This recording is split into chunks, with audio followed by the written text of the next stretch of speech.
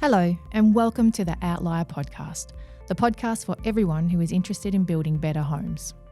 My name is Evangelia, and I'm hosting this podcast with Anthony, founder of Outlier, who is passionate about creating beautiful and high-performing homes.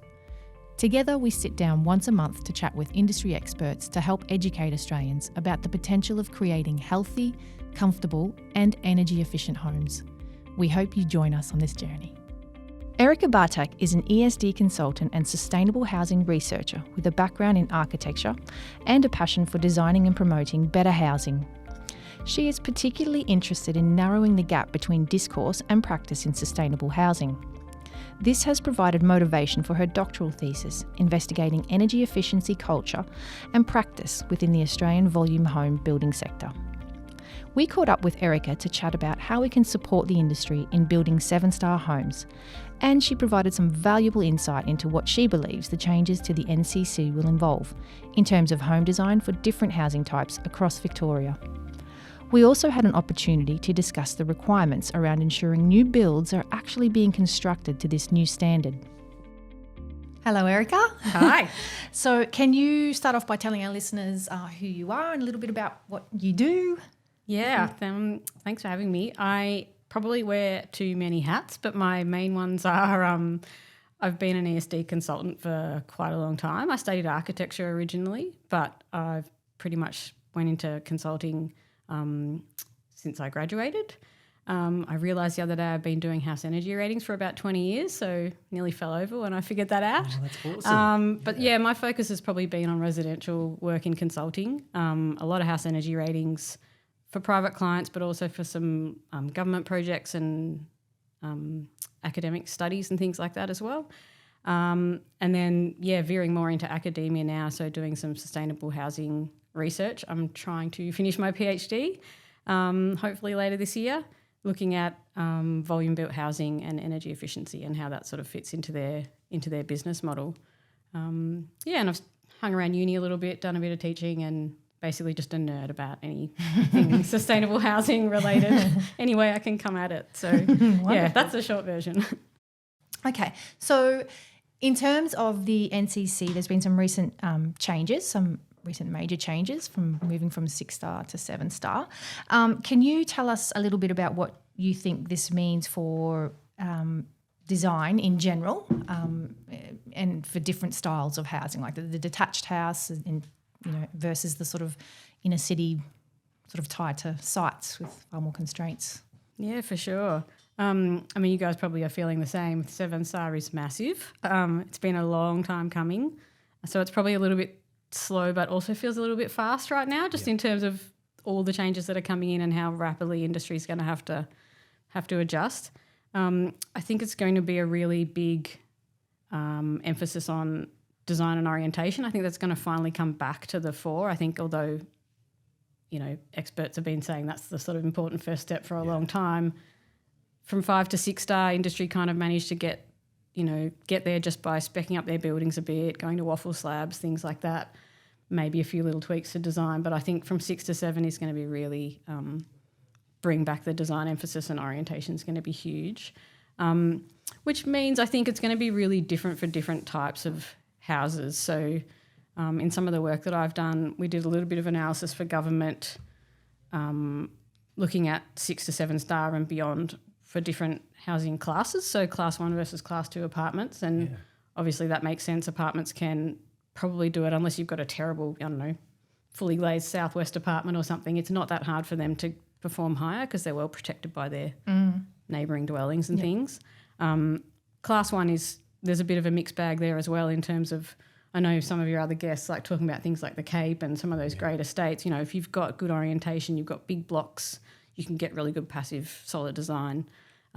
It shouldn't be that hard to get to 7, but I think there's going to be a lot of different housing examples where that sort of textbook classic passive design doesn't necessarily work so well if you've got really overshadowed blocks or lots of poor orientation, or some of the new estates where the lots are little and the setbacks are small and you've got big neighbours around you. I think some of those homes might have a real challenge with some of that. So, yeah, it's going to be interesting to see how it plays out for those different different housing types. Different types, yeah. Oh God, yeah. Like it's in talking with like a particular representative of a volume building company, they were sort of like to the point where like we just know that certain designs that we have now just won't work on that site with that orientation, and it's not something that we can offer to potential customers. So yeah, that's pretty big. That you know, and props to them as well that they're already doing this research and they're having these assessments already done on all of their designs. They're well ahead of what's about to come, so that I guess that shock's not going to occur, hopefully, and they don't have to carry on any unnecessary cost to consumers, or reduce that. I personally think there's going to be, no matter what we do, that initially there's going to be that cost incurred, but you know, hopefully we see that stabilise as things become more abundant, and we see manufacturing increase with certain products and those sort of things. You talked about your research. I was wondering if I could ask you more about that. So what are you doing? What your thesis for your PhD is entitled? Oh gosh, I'm not sure if I can spill out the title very well, but it's using a theory called energy cultures. But basically, it's looking at volume home builders, looking at energy efficiency in an Australian context, but not so much about the performance of the homes and the numbers and things, more about how do they incorporate it into their business model and their thinking. So how do they understand energy efficiency? How do they communicate it to each other or to their customers? How do they end up implementing that into their projects? And I guess really the motivation for the research was I'd spent a lot of time, I guess, in energy rating land looking at sort of nice little architectural homes and renovations and things, but realising that this stuff is just happening in the rest of the the rest of the suburbs and the rest of outside of my little bubble. So wanting to understand that a bit better. And there's a lot of research about, I guess, from the government end, like policy and regulations and what the settings should be. And there's a lot of stuff about consumers and trying to educate them. But there seemed to be a bit of a hole in terms of, you know, just talking to the builders more about it. And how I'm going to be honest here and say I probably came from, you know, training in architecture and sustainability and being a bit of, you know, surrounded by boffins and being a little bit of a snob about sort of mass housing and thinking that it was just all about the money and they didn't maybe care that much. But when you dig into it, you realise they care about it more than you would think, and it's just a really complicated network that they're trying to work in. And yeah, Seven Star's going to be big, and some of them were pretty, you know, keen but scared. Yeah, absolutely. I mean, that's been the same feedback that I've received and the same experiences I've had. Like I was surprised once I sort of got to, you know people that work in those larger volume building companies and just understanding like they do care. There are certain individuals who are like some of the most passionate about Passive House, for example, working in these companies. And they do care and they want to see things improve. And, you know, I don't think that people realise just how far advanced they are towards trying to make improvements behind the scenes. But, yeah, they're limited by these thin profit margins and what can be expended to try and achieve those outcomes. So So there's some really interesting, I mean, I've been saying to people, even if my thesis is not amazing, I am a lot smarter now about like that part of the industry and how that kind of section of the housing market works. You know, I only spoke to a small sample of people. It can't represent the whole industry, and not trying to let the dodgy ones off the hook. But they cared about it and they had tried much more than I had expected them to. And I really sort of got a bit more insight into, I think from an academic sort of boffin perspective, there's a lot of conversation around, you know, regulation is the minimum. People should want to go beyond that. We naturally just think we should be doing better. What's a boffin? A boffin? Oh, like a scientific, nerdy kind of expert kind of person. Yeah, I don't know if that's Australian, like colloquial kind of thing to say. But sorry, carry on. The policymakers and the the academic nerds and the whatever. Okay, I don't know where that word comes from. But yeah, you can be a bit, I think, blind to the way other people understand certain things. So the regulation conversations we had were really interesting. Like, I think there's a lot of looking down at that industry in terms of they mostly just meet minimum regulation and you have to pay extra if you've got to change anything and go beyond that. But they really are, like they are a compliance model and they actually take that bit really seriously, most of them. They also see other parts of the construction code we don't talk about. You should absolutely necessarily go above and beyond the minimums. It's kind of like that's an acceptable, safe standard of construction. And a lot of them had that view about energy efficiency too. They're like, well, it's been going up and up over time and government sets the regulations and the minimum. That should be a good standard. We build to that standard. We can't just go extra for everybody because it'll make them too expensive. So, I have a lot more empathy for that position now than I used to. Yeah, and that just messes with the business model so much too when you're looking on that volume, operation. I personally think it's actually the construction side, like the actual as-built verification side of this, that's the real problem. It's not uncommon for most builders to use contractors of some description in a build, and that's where those quality assurances can sometimes, be a bit lower. And Totally. So having that ability to like check that what is being built in the home is in accordance with the energy rating, that's kind of where I think that it's lacking. Yeah. So that's a really good point, and that came up a lot in terms of our conversations. Another big topic was around skills and education and whether they'd been served well enough by being trained well enough to be able to meet these standards in future, and also just the huge network that they rely on, like all the trades, all the subbies, all the external consultants and suppliers. Sometimes they were getting, they're trying hard to research something, but they're getting mixed messages about what the right thing is to whatever it is, solar or insulation or something. The people I spoke to were pretty alert to the limitations of their knowledge, and they were a bit fearful about how that would play out if these expectations came, when I spoke to most of them, it was pre-COVID. That's how slow some of this stuff has been. Good disclaimer. It was 2019 for most of the interviews, and NCC 2022 was like in consultation and sort of vaguely, around, and they were wondering what was going to happen. Now we know more definitely what's going to happen. They were pretty alert to the fact that it doesn't matter whether they just completely believed it and wanted to do it. They rely on a lot of other people to help that happen. Yep. And then they've got they're in a role of sort of educating the consumers at the same time, but they feel like they're not the experts, so that can be a bit of a challenge. Yep. Do you think the biggest factor for them is that they're not sure about these cost implications? Because at the end of the day, like for them to be a sustainable business, they need to make a profit to survive. And we're seeing this, so much so at the moment. Like the media is reporting builders going to liquidation weekly, daily. We've had some Metricon being like by far the biggest volume builder in this country by probably more than double, at risk as well. What would your thoughts be around, say, like what the potential cost implications are going to be for them or for in general with the new NCC? Yeah, adoption? I mean, it comes back to a bunch of things we've sort of already mentioned in terms of, I think a lot of them are going through their designs now and trialling them on other orientations and understanding what will and won't work in certain circumstances and how to, maybe retiring some of them or saying they're orientation specific or something. It's sort of easy to say it's more cost effective to sort of make those changes in the design phase, but there's a bit involved in that for them when they've got, if you're a bespoke builder or designer and you're just doing that on one project at a time, maybe that's quite easy. But if you've got this huge catalogue of homes and you've got to figure that out, I guess there's cost implications for design too. But definitely if they can get design and orientation working better, there should be less imposition for just up-speccing everything. But there's going to be some homes where that's hard.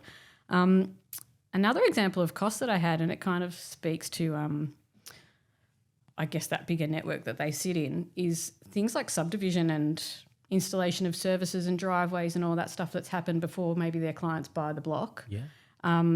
Even if the builder knows and the client knows what they're looking for and trying to get the design in the right orientation, some of them have been stung with costs for, the driveway's in the wrong place and the garage is on the wrong side. And if they want to flip the house, they're up for, thousands of dollars to move the service connections and move the driveway. And in some markets that knocks people out from doing that. Yeah. So absolutely.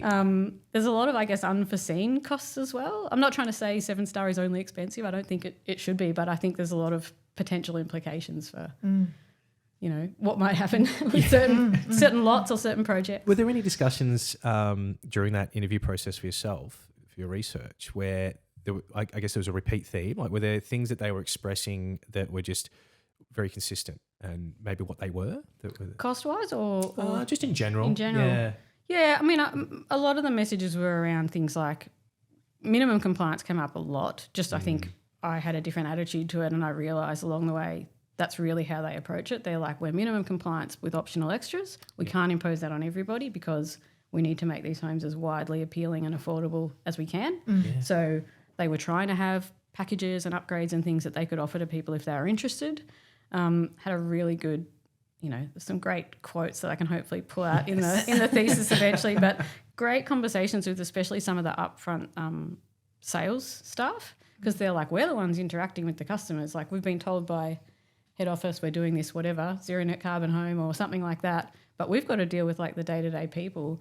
And one of them was really clear about, she was interested in it, she believed in it, but she's like, I'm not pushing it on people if they're not coming and asking and aren't that interested. I'm not going to put them off for sale. She's like, I'm there to sell homes, not energy. And it's like, that's fair enough. It's like, that is not your primary job. Your job is, you guys are in housing development, you sell houses. Yeah. I will make an assumption that they're probably commission-based roles as well. So there's an incentive to make sales.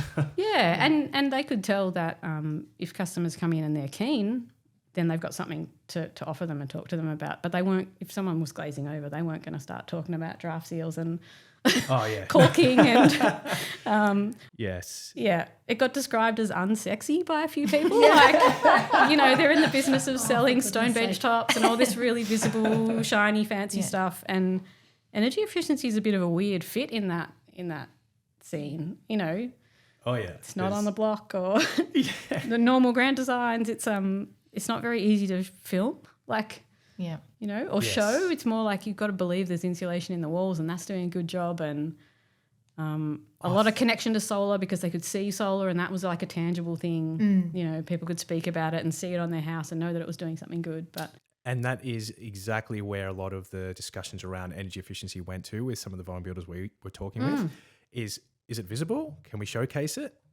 They were talking about, like, as opposed to, say, having nicer high performance windows or something like that, but having like a visible ground source heat pump. And I'm like, wow. Totally, in my opinion, not required in our climate here with the ground temperatures when you could be putting it towards your glazing. But anyway, opinion said.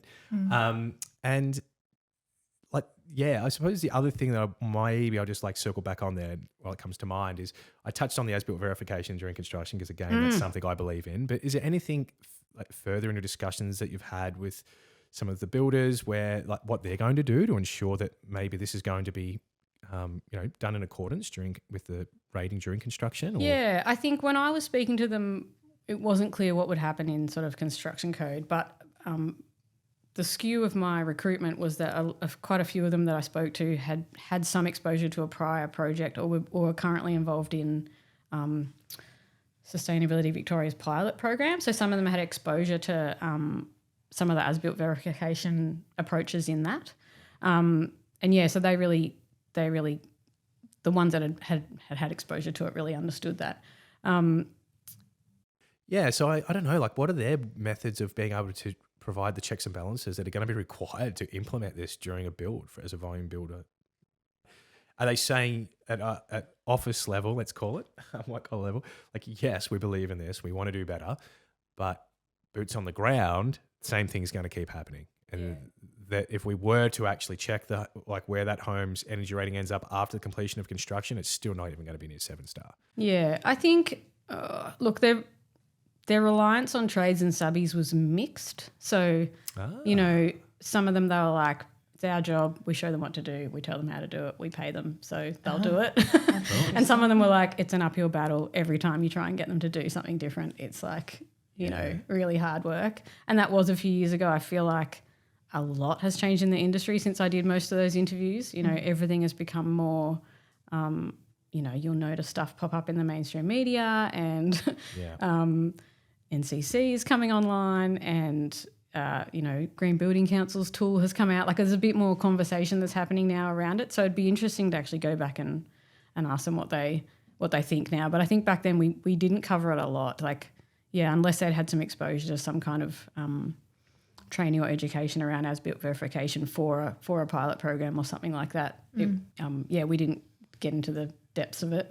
Yeah. And I mean, further to that, did any of them have any comment around like what they think is happening during construction, whether they are meeting the requirements of a NatHERS assessment? I think some of them thought, and I would say this is probably some of the more cluey ones who'd been trying to push in that direction for a while, felt like their attitude was it wasn't that hard, and some of their, like, you know, some of the training from the expert as-built verification guys was going a little bit too far. They were like, we can get 90% there with some really simple, easy instructions and not have to worry about the tiny little crevices and the insulation in the bits you can't reach and things like that. So, yeah, I think there was a bit of a question around some of them seeing it as just, you know, if you have pride in your work and you just follow good quality construction, you can get pretty well there for like good, you know, I don't know, air tightness. And at that stage we weren't talking about testing air tightness as much. But, yeah, and I think some of them were just like, oh, you know, a bit more resistant to, not resistant to change, but just like, oh, it's going to be hard to get everybody to do something different. Yeah. I think I do want to share also that there are so many different types of operations and models here.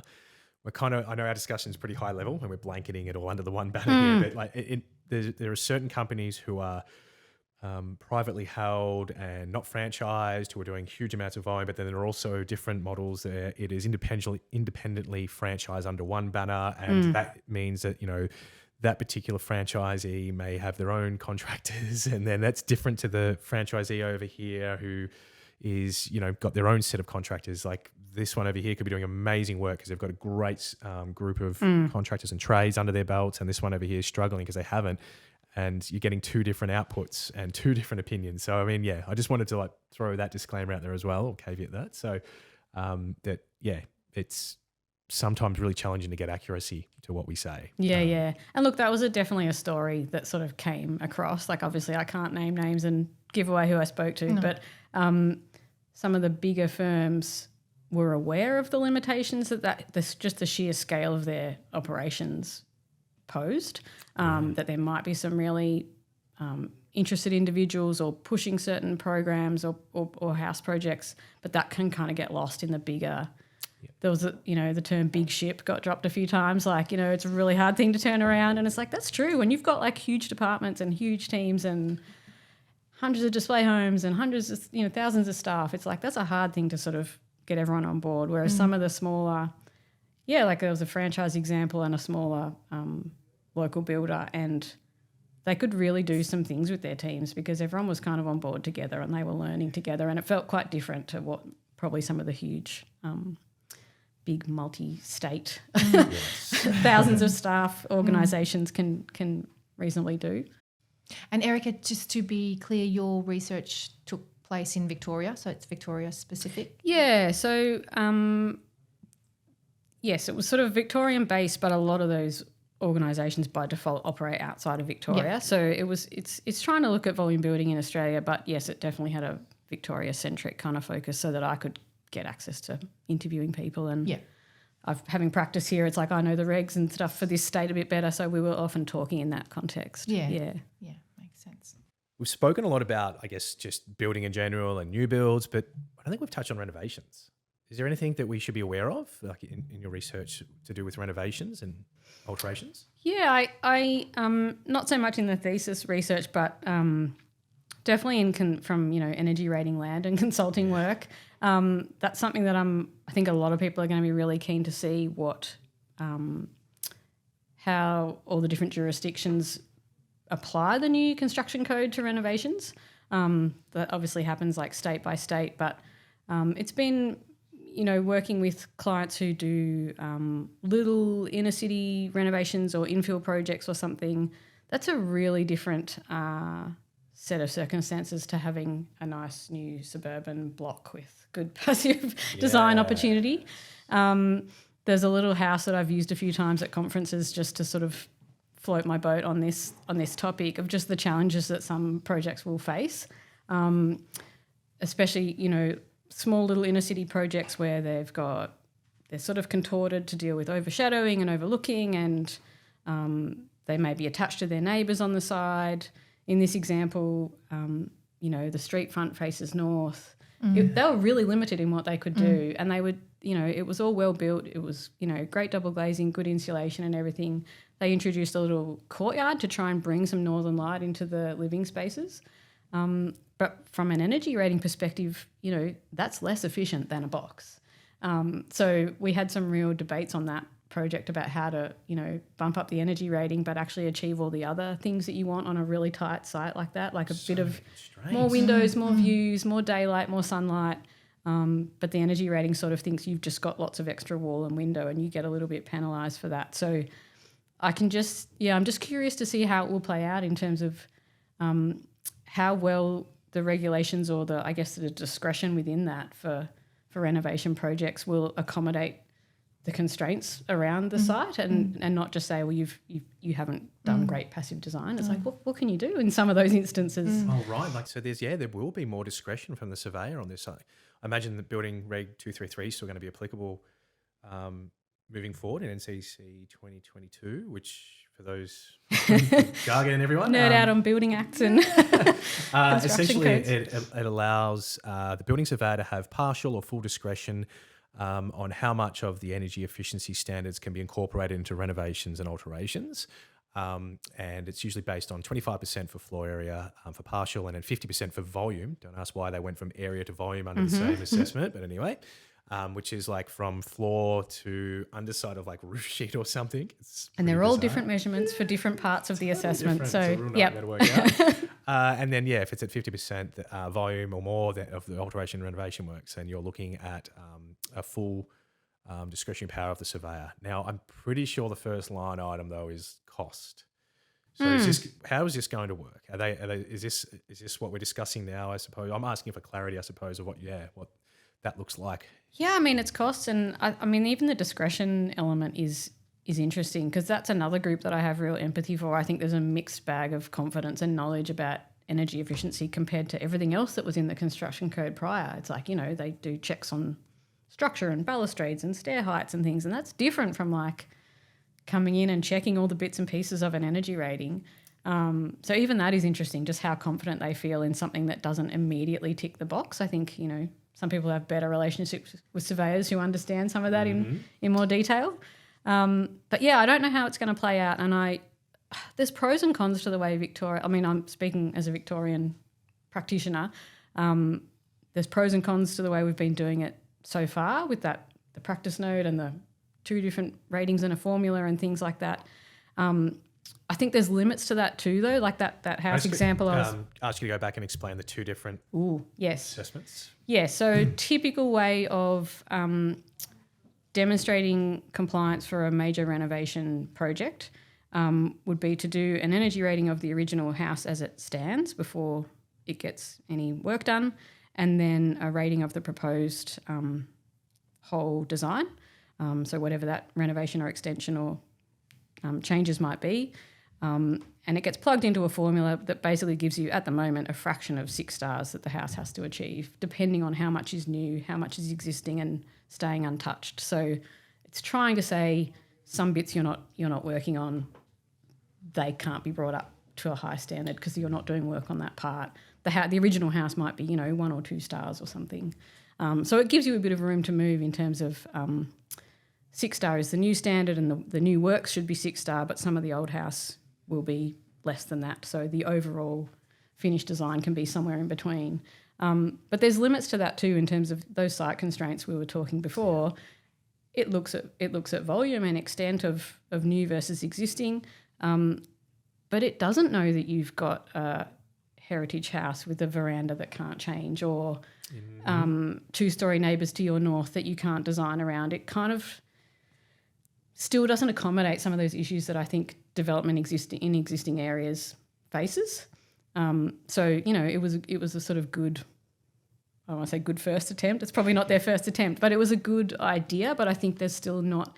And so that whole idea of discretion with the surveyors that's challenging. If you come to them and you say, this is the normal method for compliance, we don't comply, but here's all these reasons, it goes into that expert judgment territory and kind of just trust me and that's open to exploitation, but also sometimes difficult to negotiate even on good, valid grounds, just because it's not clearly spelled out for someone to tick the box the same way that a new house meeting 6 or 7 star wood. So have you had any thoughts towards where you do think this will end up? I don't know. I mean, I'm so keen to. I don't want to preempt it. I don't know. I'm curious to see whether they do a new version of that formula or a new version of that practice note that just accommodates goes up to 7 instead of 6. I don't know if that's what's going to be required, or whether it's a bit more of a. Yeah, I don't know. I'm really curious. I think Victoria's sort of doing work on it now to work out. I mean, that's a pretty short time frame. We're talking about. It comes into play in October. Obviously, the states have discretion to say, well, we don't require that for renovations until a certain stage. But, yeah, I think it's going to be a short time period between finding out what's required and then having to meet it pretty soon afterwards. So yeah, I was going to say, like, it's just a matter of months and we'll know. Yeah, yeah. And, it's been, like, just from my limited little body of experience with clients, I would say I'm lucky in that most of my clients and their architects or designers really care about it, and some of them still have trouble. So it's not like they aren't trying hard enough or they're just dismissing my advice. Those little tight inner city blocks are really hard, and I think either if it's a new build that's literally going in between existing dwellings or it's in the renovation category, those projects are going to face similar challenges in terms of just they can't do classic passive solar. They've got, a lot of other constraints. That's where I think air tightness is really going to come into effect. With that in mind, I'm seeing some pretty significant results using, like, given it's non-regulatory mode, so I'm sure there's a lot of assumptions built into the back end of the Cheneth engine algorithms. But, yeah, we've seen anything from 0.6 to 1.2. Yeah, wow. Air tightness factors, which, is significant. Yeah. And I think, I'm jumping around questions now, but if I go back to my wishes on the building code, I don't know if this is a code thing, but the other thing I wish is that somewhere we would stop talking about energy per square metre and just literally talk about energy of the dwelling. And that gets into, like, slightly controversial territory about house size and things, but a lot of those little inner city projects are not that huge. You can have a 7-star house that's 500 square metres in the outer suburbs if you want, and this little tiny house that's 100 square metres jammed in between its neighbours in the inner city is having a hard time getting the energy rating, but it's less materials, less overall energy for heating, cooling, lighting, everything else. Yeah, so many other positives. I think that's we're a bit scared to talk about house size in this country. No one wants to tell anyone they don't deserve that big house, but I think it's a real. If we care about overall emissions and overall impact of energy efficiency, then we've got to eventually talk about it. Well, it's going to be a very big topic very soon, like whole of home assessment, optional as of May, mandatory as of October. For those who aren't aware of it already, you soon will be, and it's amazing. I personally think it's going to be such a valuable design tool early on in the piece too. So that's something I'll always share as well. Like I can see consultants, designers, builders all working together way earlier in the process than have ever before. Otherwise, that typical checkbox compliance assessment for an energy rating or a thermal assessment, I think those days are done, especially in our climate zones anyway. Yeah. And I think that's, cross your fingers, like maybe that's the advantage of having 10 plus years to get to this point. It's like, you guys have had this experience with energy ratings, so it's better if you do it at the start. So let's keep doing it at the start. And talk about it early with your whole team and figure it out. Absolutely. And I mean, another caveat is, yes, this is all very climate dependent. So that's true. And we're very Victorian, experience from our background. But I'm very guilty of that. Apparently we're the only state, when asked what your phone number is, we won't actually give our state code. Oh. Ask any interstate residents and they'll be like, I am 07, blah, blah, blah, blah, blah. But a Victorian will be like, no, I'm 541372. Really? It's a very Victorian thing because we're the centre of the universe. Oh, yeah. We're the bubble you think in the you're bubble the centre of the universe. We have a North Queenslander present. Yes, no, not the centre of the universe. No, folks. No. I'm going to just sort of jump in on this one, but I mean, it's caught my interest. What was it about this particular topic that made you pursue this as, for your research? My PhD was a bit of an accident. Not to say that I didn't love research and wasn't interested in the topic, but I'd kind of gone back to school after sort of working for a long time and was doing a bit more broader sustainability stuff. And, yeah, it was partly from practice just having, feeling like one little house at a time and one lovely little architectural project at a time. Not to rubbish those because they are excellent, and when clients want to put money into good homes, like that's fabulous. But there was actually a version of my PhD advertised at the uni, and I just thought, volume building, like that's what everyone else is doing. Like I feel like that's the majority, and I work in this little tiny bubble. It was angled slightly differently to where I ended up taking it. It was a bit more about marketing and things, and I was a bit more interested to step back and actually talk to the builders more about just how they understood the whole thing rather than just how are they marketing that to consumers. I felt like that was a bit too far down the track. So, yeah, but just because it's, you get on a main road out of Melbourne or wherever, and that is what you see. And I used to kind of, I don't know, wince a little bit, which sounds rude, but I was like, oh, God, those houses. But it's like, why do people build them, and why, how do we do energy efficiency better in that space? So... Oh, that's so good. Yeah, you got right in there and found out. Like you didn't sort of just make assumptions or, cast dispersion. You just like, I'm going to go talk and research this. And it's been hard. Like I had someone at uni really early on when I was really motivated to like change all these things. She's like, you have to put the activist aside. It's like a PhD is a very academic exercise, which might sound obvious, but it's like it's really trying to understand the problem from a theoretical perspective. Not theory, but just, you're trying to understand and identify the problems. You're not actually about to go out and change all the problems. So, it's kind of getting used to the fact that it's just important to open it up for other people and show them a bit more, and then maybe something will happen after that. Definitely. I'm sure there'll be I'll write myself a new job. I don't doubt. Yeah. No, it's been really fascinating. And, I feel a lot wiser about that subject matter, even if it's hard to write the thesis. Yeah. No, like well done. Yeah, you're doing amazing. Like I'm certain that there'll be some very interested parties after your completion. You've hit submission. So. And look, I've been joking with colleagues at uni. It's like I could write myself a postdoc or another PhD or something. It's like I'd love to go back now and talk to them all again, given what's happened in the last few years. Because it has been, not just COVID and all those massive disruptions, but so can NCC you do that? Is real. Oh, I could. I hope so. Is there validity to that for your PhD? Yeah, no, absolutely. I mean, the thesis just has to be finished, but I think definitely. I mean, that's what research likes to do. Is, leave some pointers at the end for the next thing you can do. But I think it'd be really fascinating, and a lot of stuff has happened. There's been more government. I mean, there's always been a lot of government engagement behind the scenes, but some pilot programs were running at the same time. Now there's the 7-star homes kind of support program going on.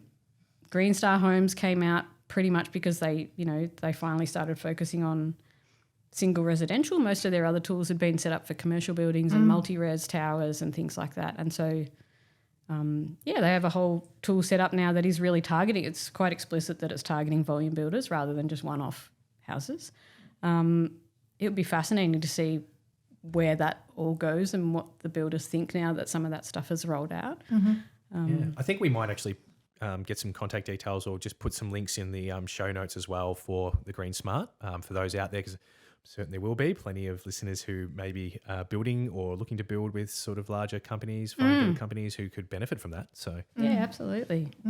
No, it's been exciting to see stuff happening, even if I feel now a bit behind trying to write to finish the thing while this stuff is changing. But it's good to see industry moving. Yeah, always good to see positive change, even if it's gradual or slow or whatever. It's always good to see, moving in the right direction.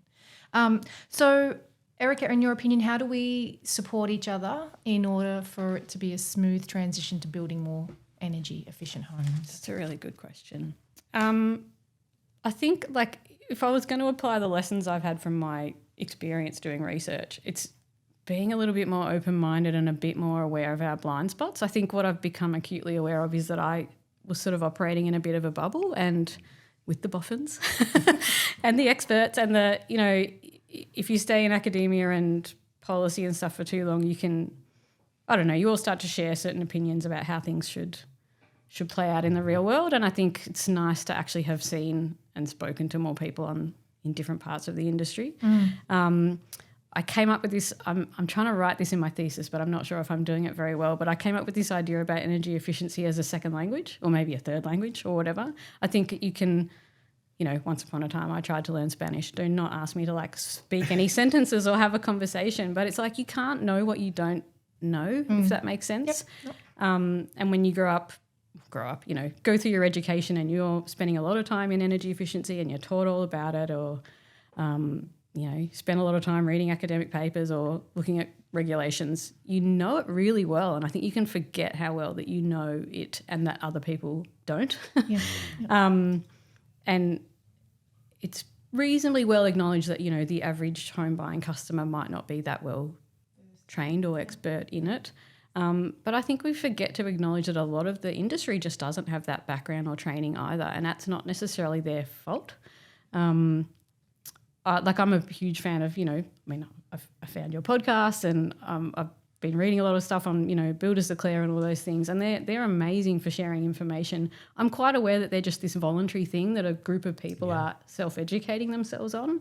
I think it would be great if some of that was in more standard, like general education for like building industry professionals, because I'm not sure how much that it is right now. Yeah. Well, I'm 20 plus years now, but anyway, it was going through multiple trade education programs and as well as tertiary. I can say for certain that there was nothing of the sort spoken about during that time. And it's not until you find that, you've got a passion for this that you dive deeper and educate yourself. So for the average layperson, it's true. Like they just don't know. You don't know what you don't know. I felt those words should be plastered on our wall. Which sound obvious, but I know. they're kind of meaningful too, Yeah, very much so. And I feel as though it's not until it's gone to market that you can provide two products to a consumer and say, this one is more sustainable than this one, but has a slightly higher price point than this one over here, which isn't sustainable. And you'll always take that option of the more sustainable one at like a higher price point. Like that's, if it's just put in front of you to decide, that's, if it's within your affordability range, I know I would. That's unfortunate. Well, going back to one of our favourite topics, the whole as-built verification thing, I think that's a really good example of where it's important. So it's really expensive and difficult to do a verification test at the end of construction and find that something is wrong. Yes. So you really need the like education and training part and experience and like checks along the way experience for people to be able to deliver the homes that meet the standards, rather than just, you can't, it's different to an energy rating on paper. Like it's not pleasant, but you can do an energy rating on paper and you can say your design doesn't comply, and it might be a bit of cost and going back to the client to change it, but at least it hasn't been built yet. Yeah. So if you do as-built verification checks and it doesn't work at the end of the process, that's the problem. You need the skills and training and knowledge and lessons along the way, so you don't have that happen all the time. It's very challenging for me right now not to just like dive right into some of the, I was going to say the word horror story. I'm going to hold back on that. But some of the as-built verifications that we've carried out to realise just how wrong this can go. And it basically goes into a bit of a negotiation stance between the homeowner and the builder to find some way to move forward, because there's no way you're about to pull plaster off. There's no way you're about to rip those windows out. Yeah. It's... And I think that's hard, you've got to negotiate that with clients, but it's good when people are prepared to share the lessons and the failings and I've enjoyed watching some of the, I think some of the Builders Declare and different people in that group sort of sharing on Instagram, experiences of just missing the blower door test or finding some leak or, I think it means a lot to people to see those real experiences and not just feel like everyone else is doing it perfectly and there's not a way to learn or get better or make the mistakes along the way. But it's hard when it's a real house, you know, you got to. Totally. And I think we've got a fascination for it. I know I'm guilty of watching like site inspections. Oh, yeah, gosh. Can't get enough of that. Yeah. And seeing like what is actually happening out there. Thank you everyone for taking cameras with you to building inspections. But it highlights exactly what can occur there. And gosh, I don't want to keep putting the importance of flagging like as-built verification. But No, but I think it comes up because it is important, and that's kind of it feels like industry's moving towards that slowly. You know, some of the voluntary hire standards do that already, but construction code's kind of creeping towards doing that. And it is, I think, like one of your past guests was saying, like, you know, the get what you pay for. Like, you should have confidence that you can do the assessment on paper, and that's lovely, but you actually want to know. We know there's a bit of a gap, and it depends, but we know there's a bit of a gap in what gets finally built and whether that actually is the 6 or the 7-star or whatever. Yeah, absolutely. I know I'd want that. Yeah. This is actually a continuation of just a previous recording of a podcast, but it's like the car analogy of like you've gone and brought a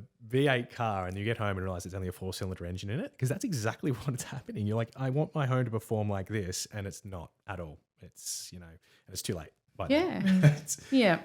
I'm a little bit scared too because I can't now recall all the conversations that I've had in podcasts. I'm like, which one were you referring to? You're like, go back to I'll insert episode later. And I have an aversion to listening to myself. So don't we all? Yeah. So I guess the final question, Erika, we have is, if you had one free wish to change anything in the building code, what would that be? I loved this question. I have too many answers. I'll try not to give too many at once. That's fine. Top 3 is good. Top 3. Yeah. I mean, I think, well, I don't know. I haven't listened to all your podcasts, so I don't know how many of your guests have said this, but I know a few have in terms of as-built verification. I mean, I actually wish, you know, if I could go back in time and like magic wand it, I wish that for the 10 plus years we've been waiting for the construction code to change, I wish that we'd done training and education on as-built verification in the meantime before we move to 7, because I am a little bit scared that in certain pockets of the industry they will just be 7-star on paper. And I think that's a bit of a missed opportunity in terms of we are going there now, but I kind of wish it had happened before 7-star came in, because I think that would have been a great chance to not change the regulations but train up industry. The other one I have is really, you know, having dealt with energy ratings and star ratings and whatever for so many years, I would change them. I would maybe get rid of stars, or I would change the scale. I've had people in government tell me that the next thing they're doing, you know, when they brought out scorecard or something like that, they were going to stick with stars because people understand them, and I'm like, they don't understand them. They're very familiar, but they do not understand them. Yeah. There is 1,000 star ratings for different things. I've had real estate agents tell me that a house has a 6-star green star rating, which is not true. I don't think people necessarily know what a star rating means, and that actually came out in my research too. Just, you know, 5 was great, 6 is better, 7 is just off the charts. Like, no one thinks of it as like a minimum worst allowable by law kind of thing. Yeah. So I wish we could chop the scale in half and make it out of 5, or, you know, because, you know, 3.5-star house doesn't sound so amazing. Yeah. Or what Whole of Home is doing with their thing out of 100. I went to as well. I thought that's a I'm like, great out idea. of 100, it's like put it in change the thinking around it a little bit. It's like if you say you've got a 70% house or something, that feels a bit different. So people will say, well, hang on a minute, why is it only 70? Is that kind of, the reaction that you'd expect. Yeah, and look, there's a debate around, you know, how valid or meaningful is the 100% or the 10-star house. But, I think it would maybe remove some of the confusion around 7, you know, in any other chart, you know, movies or hotels, 7 stars off the scale, awesome. I don't even know if that exists. Yeah. So 7-star house sounds incredible to most people, but if you know what that is, you know that it's, I mean, I think 7-star is a great standard. I'm not trying to bash 7-star, but if it's our legal minimum, that's different to being the best, highest performer house you can get. So Yeah, Yeah, I can totally understand now what you mean by like cutting that in half, because then it's kind of correlates with everything else that we associate a star rating with, because it kind of it's a bit of a cheat for it now, right? Like it misinterprets it entirely when you compare it against those things. Yeah. Yeah, that's a great one. Yeah. And, you know, the stars are all different. It's like green star is, you know, 6-star green star is world leader or something. And it's like, that's not a 6-star energy rating house. Like it's also confusing. I think it'd be great to go to a different scale or something that just, I don't know. Like a good idea at the time kind of approach here. Yeah. And you understand how they got there, but yeah, I'd love to change it. Well, what was do we have a third? I don't know if I've got a third. That's good. Okay. Yeah. I'll think of something as soon as I've left. As soon as you walk out. That's all right. There was one more thing that I was going to just like sort of extend off of your first point. And that was to ask you what software you prefer to use for your NatHERS assessments. I've been a first rate 5 person for a very long time. I would love to learn Hero, but my thesis has stopped me from learning any professional development in my energy rating world. So yeah, I'm looking for. You guys are using that, aren't you? Yes. I am looking forward to that. They were the early adopter of allowing us to go out of regulatory mode to introduce blower door results. Oh, cool! Yeah. So yeah, I found that fun. Yeah, I felt a little bit like I've just got to finish the thesis, but there's all these things that I want to do next that I haven't been able to do yet in terms of the consulting part of my world. So getting excited about energy rating software. Well, I was kind of hoping you would say that, because it seems to be like that is most prominent software used in industry. Yeah. And as part of that, have you had an opportunity as yet to review the as-built verification checklist that looks like it's going to come out with the new certification as an optional thing to obtain? I've seen it, but I have not spent a lot of time with it. No. So yeah, I know that it's happening, and some of Jeremy Spencer's like postings on Instagram showing what's coming up. That's probably been my best insight into it. I think it's great that it might be there, even just to prompt people. But Jeremy, do you sleep? Yeah. How do you do it, Jeremy? Yeah. Well, like, just want to say thank you. Like, wow, what a just action-packed conversation full of just helpful, resourceful information for people out there listening. And thank you, Erika. No problem. Like different perspective on our overall building industry as opposed to, because I'm guilty of that little bubble as well. I think I sometimes have a bit of a feedback loop. So, that's great. Thank you. No worries for listening to the things falling out of my brain. Cool. No, very enjoyable. Thank you very much. Thanks, guys. Thanks for running a great podcast. Well, thank you. Yeah. Thank you. Maybe we'll catch up after thesis has been completed and submitted, and you've had an opportunity to dive back into some of these other things that have been on the to-do list. I think it'd be great. Come back and nerd out more about. Oh, I love this. Housing. Yeah. Sounds great. Yeah. Awesome. Totally. Thank you for listening to the Outlier podcast. You can find helpful links and contact information regarding this episode in our show notes and on our website, outlierstudio.com.au/podcast. If you like our show, please leave a review and make sure you subscribe to never miss a new episode. If you have further questions for us or want to share some additional feedback, please feel free to DM us on Instagram or Facebook. Until next time on the Outlier podcast.